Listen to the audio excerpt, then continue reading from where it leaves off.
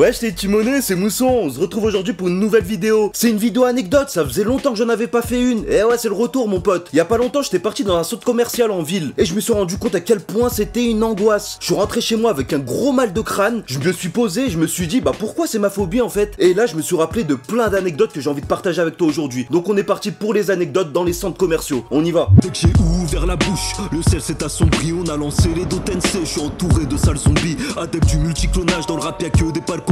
J'arrive comme une invocation, j'ai atterri là, j'ai pas compris. Pour commencer, une petite piqûre de rappel. Il y a pas longtemps, j'ai lancé un nouveau concept. Je te présente mes bulletins scolaires de la primaire jusqu'à la fin de mes études. Et on vise sur cette vidéo que je t'affiche ici, les 400 likes. On y est presque, hein. Donc si t'as 2 minutes, tu cliques sur la note, tu lâches ton petit like et tu reviens regarder la vidéo ici. Revenons à nos moussons. Quand on parle de centre commercial aujourd'hui, toi t'es en train de penser à ce lieu chaleureux, avec des gens civilisés, avec des vendeurs qui veulent pas du tout te vendre un truc forcé. Pas du tout, frère, c'est la merde. Moi je suis de Lyon. Les deux principaux centres commerciaux, c'est Lapardieu et Confluence. Et je peux te dire que tu te fais frotter de tous les côté. Déjà, je vais t'énoncer mon profil. Pourquoi c'est ma phobie de faire les courses, du shopping, etc. Faut savoir que moi, déjà, je m'en pète à rein des soldes en général. Moi, je suis le pélo qui, quand l'article va être soldé, il va pas m'intéresser. Par contre, quand il va coûter 3 fois plus cher, je vais me dire putain, il me le faut absolument, il est où et tout. Je vais aller le chercher de partout et je vais galérer et tomber dans des traquenards. Déjà, je supporte pas les endroits où c'est blindé de monde. À Lapardieu, par exemple, peu importe quand tu y vas, c'est sûr que tu te fais zouker par tout le monde. Et ça, je supporte pas. Alors, quand c'est les soldes, frère, c'est la jungle de fou. Il y a des embrouilles, il y a des gens qui veulent chouraf ton panier. Incroyable. Des embrouilles de gauche à droite, frère. C'est pour ça que de base, moi à chaque fois je fais mes repérages sur internet. Dès que j'ai prévu d'acheter un article, des baskets, des vêtements ou quoi que ce soit, je prévois une heure creuse et je me dis j'y vais, je fais l'aller-retour, je rentre dans le magot, je prends mon article, je paye, je me barre. Sauf que les vendeurs en général ils n'entendent pas de cette oreille. Le but pour chaque vendeur de l'humanité, c'est de te vendre des produits complémentaires. Tu vas prendre une paire de baskets, il va vouloir te vendre des lacets. Tu vas prendre un pantalon, il va te vendre la ceinture. Tu vas prendre une petite paire de baskets pour ton neveu qui a 3 ans, il va vouloir te vendre des jumeaux. C'est bon, faut arrêter frérot, arrête. Ça me fait penser à cette première anecdote. Autant la plupart du temps je suis là en train de t'expliquer que je suis un lâche, que j'esquive les moments où il faut parler avec les vendeurs et toutes ces choses là, autant là j'avais plus le choix, je suis sûr que tu vas me trouver méchant même.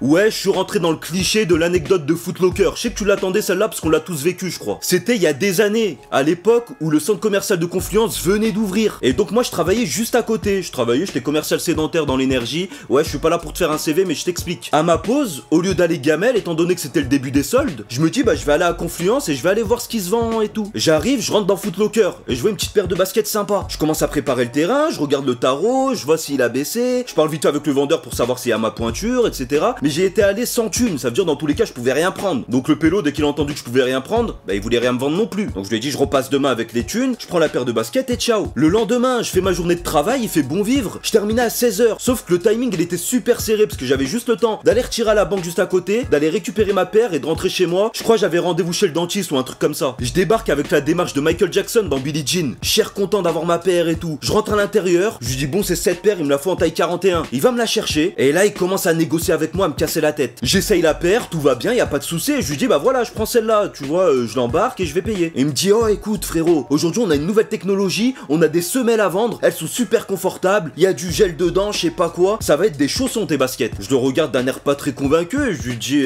non frérot, j'en ai pas forcément besoin, casse pas ta tête et tout, laisse-moi tranquille. Il insiste, il me dit mais tu sais pas ce que tu loupes. Hier il y a Adriana Grande, elle est rentrée ici, je lui ai mis la semelle, elle en a pris 100 frère. Et toi t'es là, t'es en train de me refuser ça alors que ça coûte que 5 euros. Je lui dis non frérot, j'en ai pas besoin, j'ai pris ma pointure, elles me voient, elles me font pas mal aux pieds, laisse-moi tranquille. C'est pas que j'en ai marre, mais je suis un peu fatigué. La troisième fois, il fait encore le forceur. Il décide de me prendre ma basket des mains, déjà qu'elle toupait. Bon, on est d'accord, hein, je l'avais pas encore payée, mais pour moi, elle m'appartenait, elle était dans mes mains, frère. Il prend les deux paires. Dans une des paires, il met sa semelle bizarre avec intérieur cuir, toit ouvrant, je sais pas quoi et toutes les options. Et dans la deuxième, il met pas la semelle. Et il me dit, essaye les deux et tu vas voir la différence qu'il y a entre la basket où t'as la technologie bizarre et l'autre basket où il y a rien du tout. Tu vas voir, tu vas être choqué par la différence de confort. Je me dis, bon, il commence à me saouler ce pélo. Vas-y, donne. Tu vois, je le prends avec la haine, je lui dis, donne, j'essaye. Je me cale, j'essaye les deux paires de baskets. Je me lève, il me regarde d'un air super confiant. Il me dit, eh ouais, là t'as vu, tu me faisais pas confiance, hein. Maintenant que tu les as au pied, je suis sûr ton pied droit il est sur un nuage, ton pied gauche il est sur un chantier. Je regarde et je lui dis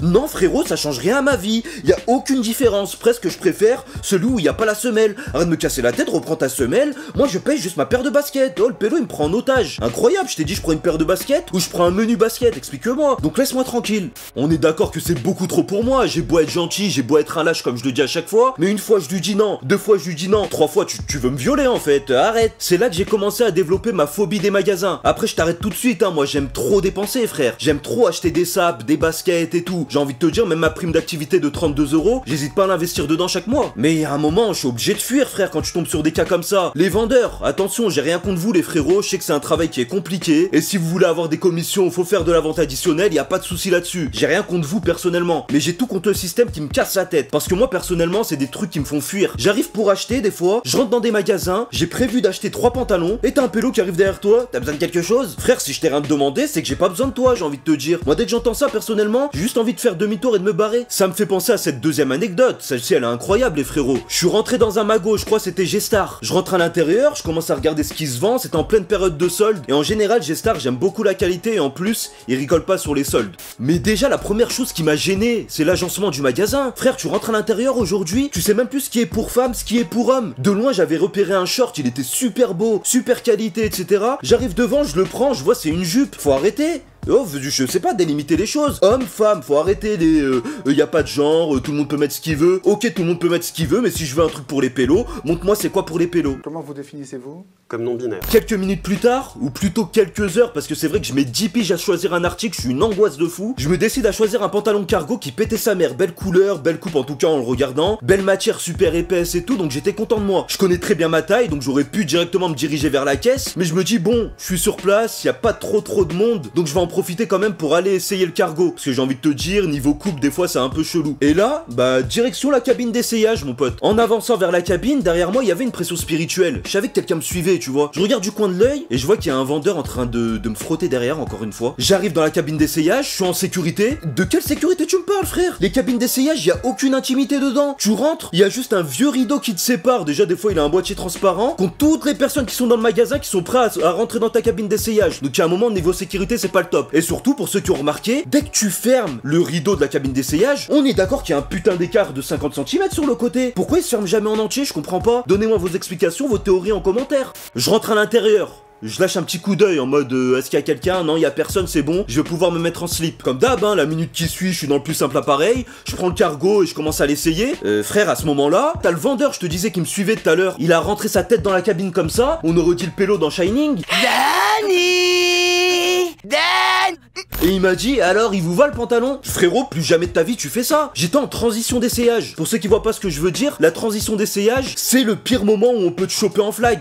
Après le moment où t'es dans les chiottes, bien sûr. Tu vois, c'est le moment où t'es tout recroquevillé, t'as un pied dans ton nouveau pantalon, l'autre pied qui a l'air libre, t'es un peu Quasimodo, t'es comme ça, t'es en train de faire des bruits chelous, en train de rentrer ta jambe dedans. Oh, si j'ai un conseil pour tous les vendeurs là qui me regardent, faites plus jamais ça, j'ai besoin d'intimité. Quand je rentre dans la cabine d'essayage, c'est bien que pour que personne me voie justement. Donc si tu veux, tu m'attends dehors, dès que je sors on débrief, je te donne mes appréhensions, ce que j'ai pensé du confort, je donne une note sur l'expérience, si tu veux, ce que tu veux frérot. On débriefe ensemble, y a pas de souci. Mais quand je suis à l'intérieur, laisse-moi essayer mon truc tranquillement. Surtout que quand ce pélo il m'a surpris, il a bien vu que c'était pas ma taille. Il est rentré, il m'a vu en train de galérer à le mettre, ça me faisait un garrot tellement que c'était serré ou quoi. C'était gênant le moment frère, j'ai croisé ses yeux, il a croisé les miens, il a refermé d'un air dépité, en mode je sais qu'il va pas acheter. En résumé, c'est pour toutes ces choses là que j'ai développé une phobie pour les centres commerciaux. Donc maintenant mon shopping je préfère le faire sur internet. Même sur internet, il y a plein de choses à raconter. Et c'est pour ça que je t'ai prévu une partie 2 pour cette vidéo. Je vais te rapporter d'autres anecdotes qui se sont passées dans les centres commerciaux, mais aussi des choses qui se sont passées en faisant les ventes privées par exemple. Donc je compte sur toi pour bombarder les likes si t'as kiffé.